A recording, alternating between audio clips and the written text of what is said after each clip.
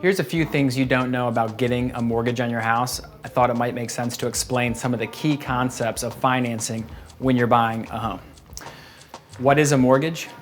A mortgage is the instrument that lending institutions use to give people the money they need to buy a house. I know you understand that, everyone understands that, we all know what a mortgage is, but there's three components of it. There's a deed of trust, in Maryland at least. You have a deed of trust, a promissory note, and a grant deed. I'm not gonna cover those things because they only come into play if you're foreclosing on your house or having a hard time repaying, because the bank needs to make sure they protect their investment in you, the borrower, and the home as the collateral. Speaking of collateral, the top-down way to think about buying anything if you're gonna use leverage, meaning you're gonna borrow someone else's money and lever up. There's the old saying, the 5 C's of lending. Now, this is the same if you're buying a car, a house, a boat, whatever. There's 5 C's. The first one is character. And what they mean by character is your credit score. Does this guy pay his bills? Does this guy or girl consistently pay on time? How's their character? 2 is capacity. Do they earn enough to actually have the capacity to pay the loan back? Capacity comes in a form of DTI, which is debt to income. They want to say, how much debt do you have versus your income? Do you have the capacity to pay the loan back? 3rd is capital. In real estate world, it's capital. How much money do you have in the bank? How much reserves do you have? How much assets do you have?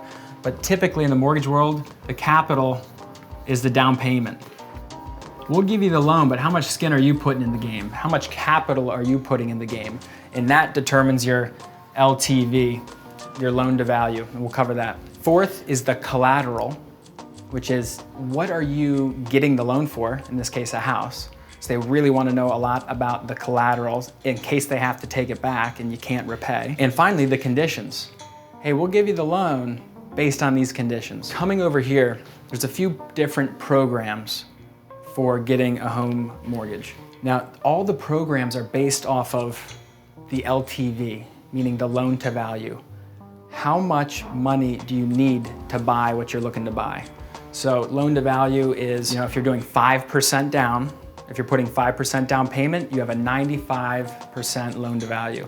If you're putting 20% down, you have an 80% loan to value. Does that make sense? If you are putting 10% down, you have a 90% loan to value.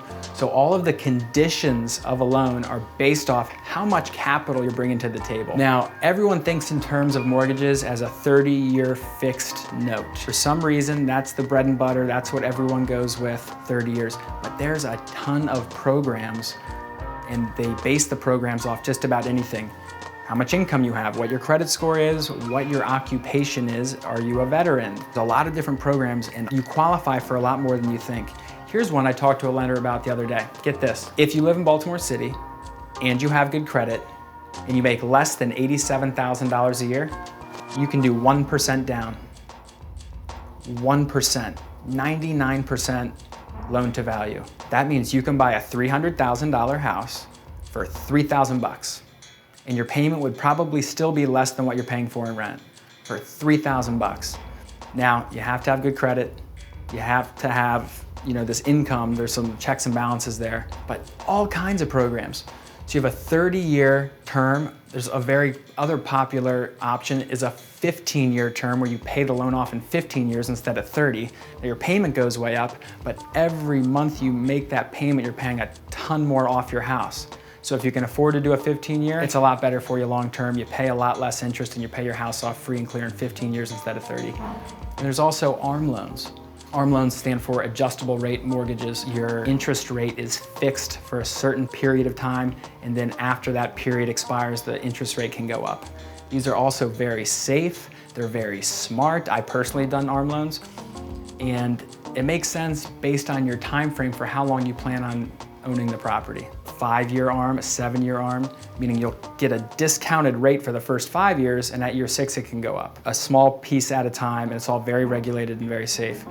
So when you get a pre-approval, this is what the lenders are going to talk about if they're good. Let's check your credit. I want to know what your income is. What do you plan on using for a down payment? What type of house are you looking for?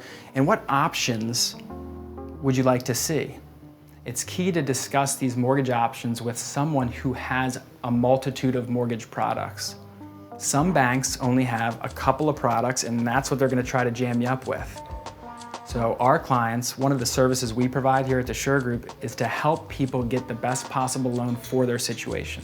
So that involves asking a lot of questions and really analyzing what a buyer's goals are before jumping in to say, hey, here's a 30-year fixed loan. Do you like the monthly payment? Do you like the down payment? Do that. Well, why don't we analyze the situation? Many different types of analyses. If you own homes for 5 years, if you do a 15-year, if you do a 7-year ARM, what's the best for you in your situation with your income, with your credit, with your time frame, with the type of house you're buying. So again, there's a lot that goes into this, and if you have questions, a good real estate agent is going to not only help you to find the right house, negotiate on your behalf, they're gonna help you get the best mortgage loan, because at the end of the day, what you really care about are two things. If I buy this house, how much money comes out of my pocket, and how much money do I have to pay every month? Let's be honest, that's all you really care about. How much do I have to part with, and what do I have to repay every month? Those two numbers come from the 5 C's. And there's little angles to tweak based on, again, your income, your credit, your character, capacity, capital, collateral, and conditions. So if you have any questions about mortgages, we have several partners who are literally the best in the country at some of the biggest banks. I have the #1 guy at Wells Fargo on speed dial. I have one of the top guys at SunTrust. I have 2 or 3 mortgage brokers who can shop any bank for any product. You know, we kind of have the same culture and goals, which is how do we help our clients get what they want with the best service, with the best response time, with the overall best experience, so that when they're talking to their friends, family, and coworkers about, oh my God, getting a loan's so hard, I can't believe how difficult that was. Anything of that nature, they're gonna say, you know what, my guy was pretty good. Here's his card. That's our business in a nutshell. We want to kick ass for clients, and we look forward to answering your questions. Thanks.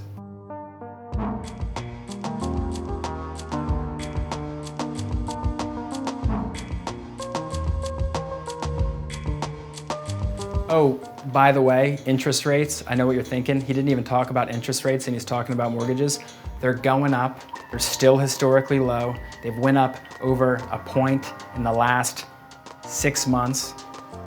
If you're looking to buy a house, give me a call, reach out. I will put you in touch with the lender who I know is right for you in your situation after asking some very basic questions, and we can analyze the current market based on what you are paying in rent or what your goals are and make sure you get the loan that's right for you. Thanks.